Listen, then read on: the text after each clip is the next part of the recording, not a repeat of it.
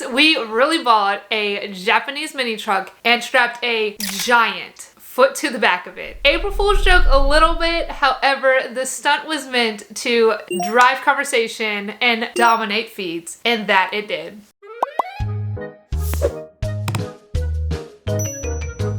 Feedfinder needed something big for April Fools, and not just something that was funny, but something that was going to be scroll stopping. So we pitched a wild idea, and we were like, hey, what if we built a literal foot on a little truck? And that's what we did, and it became a viral meme. We found the perfect Japanese mini truck, placed a bid, and won. So then, of course, we had to ship it to West Coast Customs with only one request, is to put the biggest foot you could on it and make it epic. And of course, in West Coast Custom style, they did not hold back. So 3 weeks later, we had the first street legal Footmobile. When the foot truck hit LA streets, it immediately broke reality. Tourists were stopping mid-step, phones were whipping out, and the content was being made for us. We didn't just sit back, we amplified it. Boosted reactions, cross-posted clips, this truck became a self-sustaining viral loop. One stunt sparked a tidal wave of organic traffic across multiple sites. With over 2 million views, a tiny truck, a massive foot, and one ridiculous idea paid off big time.